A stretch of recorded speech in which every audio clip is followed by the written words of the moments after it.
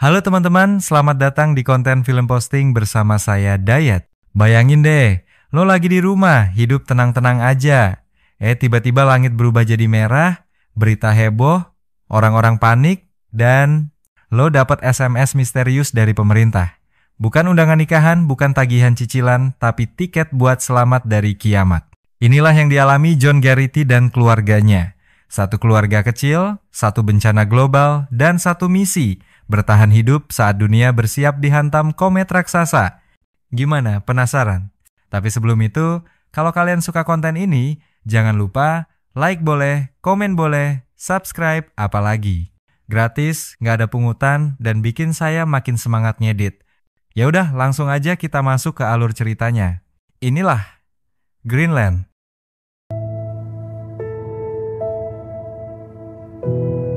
Cerita kita kali ini fokus ke seorang bapak-bapak satu anak namanya John. Profesinya bukan sembarangan, dia ini insinyur struktur. Bahasa kerennya sih structural engineer. Mirip arsitek tapi bukan. Arsitek tuh ngurusin desain bangunan biar cakep dan estetik, sedangkan John ngurusin kerangka bangunannya biar kokoh, nggak roboh kayak hubungan LDR yang nggak kuat sinyal.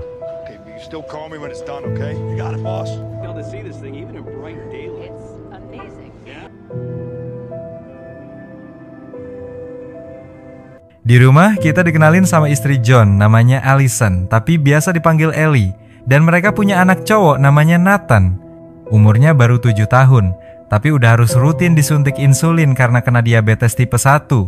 Nah, akhir-akhir ini warga dunia lagi rame ngomongin soal komet antar bintang yang mereka namain komet Clark. Kata para ilmuwan, komet ini bukan satu bongkahan doang, tapi terdiri dari ratusan pecahan es dan batu yang udah melanglang buana jutaan tahun. Kabar baiknya, katanya komet ini cuma lewat doang deket-deket bumi. Kabar buruknya, katanya lagi, jatuhnya sih ke Samudra Atlantik.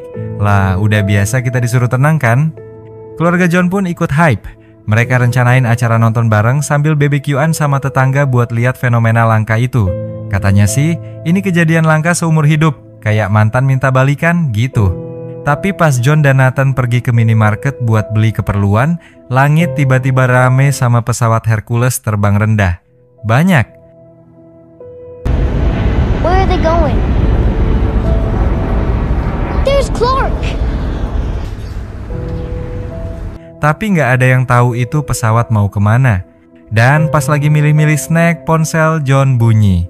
Pesan darurat dari pemerintah, John, istri, dan anaknya terpilih buat direlokasi ke tempat perlindungan. Hah? Gak salah kirim nih? John pun pulang buru-buru, ngasih tahu Ellie soal pesan aneh tadi.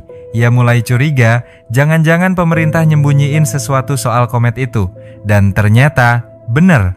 TV lagi siaran langsung detik-detik jatuhnya pecahan komet. Awalnya adem ayem. Tapi tiba-tiba...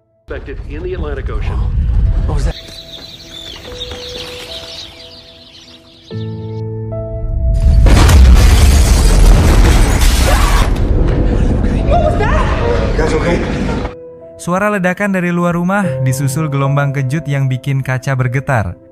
Ternyata pecahannya nggak jatuh di laut, tapi langsung nabrak kota besar di Florida. Dan katanya, masih banyak pecahan lainnya dalam perjalanan ke bumi. Gila. Ponsel John bunyi lagi. Kali ini lebih jelas. Dia harus segera ke pangkalan militer. Mereka pun buru-buru siap-siap, masukin baju, dokumen, dan yang paling penting, pompa insulin buat Nathan. Tapi pas mereka mau berangkat, tetangga-tetangga yang tahu malah panik dan nanya-nanya, kalian mau kemana? Soalnya semua penerbangan sipil udah dilarang. Tapi John gak bisa jelasin. Dengan berat hati, mereka ninggalin para tetangga yang kebingungan. Take her, Dad. You can take Ellie, please. Malam pun turun. Kota berubah jadi zona kiamat. Toko dijarah, orang-orang panik, dan suasana makin gak karuan. Pemerintah diem aja, gak ngasih info siapa yang dipilih dan kenapa. Sampai di pangkalan, udah banyak orang ngumpul di gerbang, tapi kebanyakan dari mereka bukan orang yang dapat undangan. Untung John punya kode QR dan KTP, jadi mereka bisa masuk. Mereka dikasih gelang khusus sebagai tanda terpilih. Nah, pas barang-barang dicek, mereka baru sadar pompa insulin Nathan hilang. Panik dong. Ternyata tadi jatuh di mobil waktu Nathan nyari selimut. John buru-buru balik ke mobil, untungnya pompa itu masih ada. Tapi di sisi lain, Ellie nanya ke petugas, "Kalian punya stok insulin nggak?" Dan begitu dengar kata obat, ekspresi petugas langsung berubah. Mereka dibawa ke ruang khusus dan di situ dijelasin, siapapun yang punya penyakit kronis, meskipun anak kecil, tidak memenuhi syarat untuk direlokasi. Yap, pemerintah bener-bener main seleksi alam. Balik lagi ke John yang udah sampai di hanggar. Tapi, loh, Ellie sama Nathan kemana? Nggak kelihatan batang hidungnya. John sempat mikir, oh mungkin mereka udah naik ke pesawat duluan.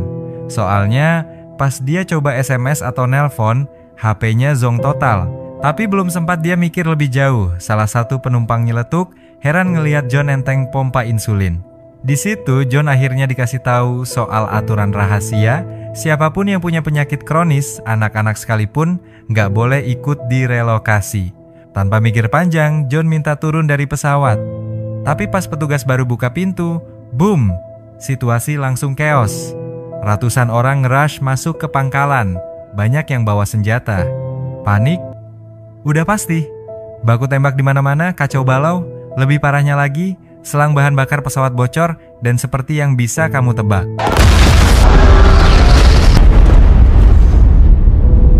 Ledakan besar yang bikin langit malam makin mencekam. Di tempat lain, Ellie dan Nathan juga kaget dengar ledakan itu. Tapi belum selesai kaget, kondisi Nathan makin drop. Gula darahnya naik, dia butuh insulin secepatnya. Untungnya, John akhirnya berhasil sampai ke tempat semula. Di sanalah dia nemuin secari kertas pesan dari Ellie. Ternyata mereka memutuskan pergi ke rumah ayahnya Ellie dan minta John buat nyusul ke sana. Lanjut, Ellie dan Nathan nyasar ke sebuah apotek yang udah dijarah. Tapi untung masih ada glukosa, yang penting banget buat nurunin kadar gula darah Nathan. Tapi ya, namanya dunia udah kayak neraka, belum lama mereka di sana, sekelompok orang bersenjata datang, beringas. Mereka usir semua orang, bahkan nembak kalau perlu, gila. Tapi karena Ellie dan Nathan karakter utama, mereka lolos. Dan di saat genting itu muncul pasangan baik hati, Ralph dan Judy. Mereka berdua bukan bagian dari orang-orang terpilih, tapi punya rencana ke bandara di Knoxville. Kebetulan jalan mereka searah ke Lexington, tempat tujuan Ellie. Sepanjang perjalanan, Ellie cerita kalau dia, John, dan Nathan sebenarnya udah terpilih buat direlokasi. Tapi ya, gara-gara Nathan punya diabetes, status terpilih itu jadi hilang seketika. Sementara itu, John yang akhirnya dapat sinyal berhasil nelpon Ellie. Tapi ya gitu, sinyalnya lemot edition. Paling nggak, mereka tahu satu sama lain masih hidup dan berusaha saling nyusul. Nah, di bagian ini, film mulai nunjukin reaksi orang-orang terhadap kiamat versi Komet. Ada yang tobat, ada yang party, ada juga yang kayak John, tetap berusaha nyari harapan meski tipis kayak benang layangan. John lalu nebeng truk ke Lexington. Dalam truk itu ada banyak penumpang, termasuk seorang pria bernama Colin. Colin ini matanya jelalatan ngelihat gelang relokasi yang dipakai John. Dia nanya profesi John, dan saat tahu John seorang insinyur struktur, dia langsung paham, pantesan lu dipilih. Disinilah kita dapat info penting. Orang-orang yang dipilih buat direlokasi bukan karena kaya, tapi karena profesinya. Pemerintah milih tenaga medis, ahli teknologi, dan insinyur bangunan kayak John. Mereka ini dianggap aset penting buat membangun ulang dunia yang udah nyaris luluh lantak. Dan belum cukup sampai di situ, Colin juga nyebutin satu rahasia besar. Lokasi tempat perlindungan itu ternyata ada di Greenland. Dia dapat info itu dari sopir truk yang bisa ngelacak arah pesawat militer terbang. Sekarang tujuan mereka berubah. Mereka mau ke bandara di Kanada, kota kecil di seberang perbatasan, buat nyoba naik pesawat ke Greenland.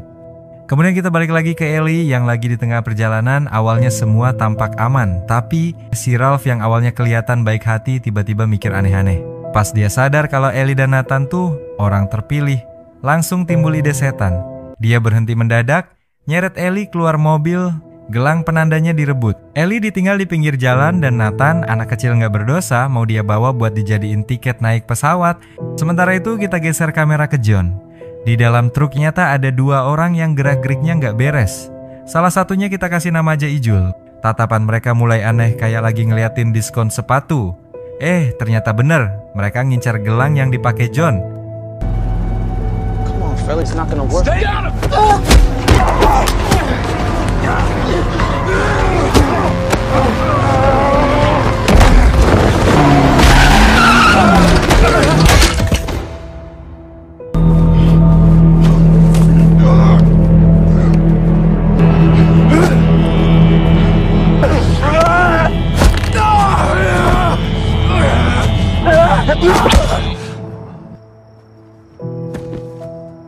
Ijul masih ngotot, tapi John gak kasih ampun. Palu yang tadinya dipakai ngancem malah direbut balik sama John dan buk, palunya mendarat di kepala Ijul. Seketika modar. Itu adalah pertama kalinya John ngebunuh orang pakai tangannya sendiri. Shock pasti. Tapi di sisi lain dia juga kaget karena Colin, teman ngobrolnya di truk tadi, ternyata tewas juga karena kecelakaan itu.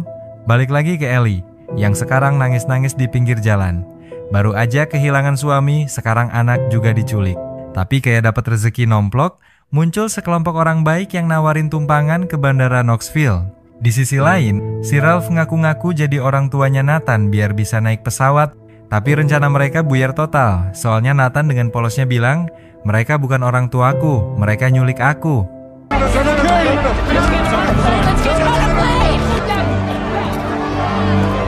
Nggak lama, Ellie nyampe ke bandara, langsung lari ke petugas minta tolong. Untungnya ada petugas yang sigap, langsung bawa Ellie ketemu Nathan yang lagi ngaso di tenda. Mereka pelukan, ibu dan anak reuni di tengah kiamat cuy, drama banget. Dokter di sana bilang kondisi Nathan udah ditangani, dikasih insulin dan kabar baiknya, si dokter juga mau bantuin Ellie buat ke Lexington, kota tujuan mereka. Bahkan dikasih bekal obat, glukosa, insulin, sama alat cek gula. Di tengah dunia yang udah kayak neraka, ternyata masih ada manusia berhati malaikat kayak dokter ini. Salut. Singkat cerita, hari pun berganti. John akhirnya nyampe di Lexington. Dia bobol salah satu rumah buat bersihin diri, terus minjem mobil dari rumah itu. Targetnya, rumah mertuanya.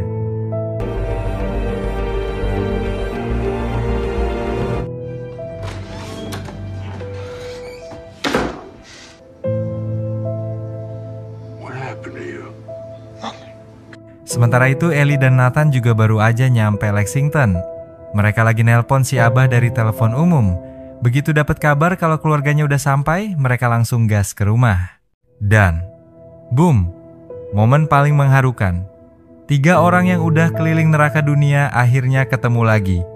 Pelukan, tangisan, dan rasa lega jadi satu. Malam itu mereka nonton siaran TV. Isinya kabar buruk. Diumumkan bahwa besok tepat pukul 8.47 waktu setempat, pecahan komet terbesar dari Clark bakal nyungsep ke Eropa Barat. Dan efeknya, gempanya parah, tsunami setinggi 300 meter, dingin panas 900 derajat Celcius, yang siap bikin bumi jadi oven raksasa, satu-satunya harapan buat bertahan, tempat perlindungan rahasia yang selama ini dibicarakan. Dan bener bro, ternyata tempat itu emang ada di Greenland, tepatnya di sebuah bunker militer dari zaman Perang Dingin. Tiba-tiba, John keinget omongan Colin tentang satu-satunya harapan terakhir, pesawat sipil dari bandara di Kanada yang bakal terbang ke Greenland. Kalau mau selamat ya sekarang atau nggak sama sekali. Nggak ada waktu buat mikir panjang. Tapi, si Abah mendadak bilang nggak ikut. No. Why are you being so stubborn? Just come. I'm gonna be right here in this place too.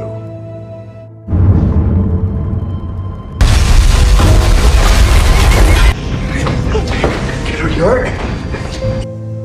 you too, Dad.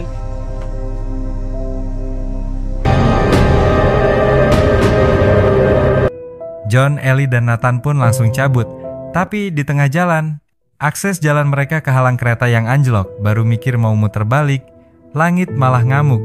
Meteor-meteor ukuran nangka berjatuhan kayak demo semesta.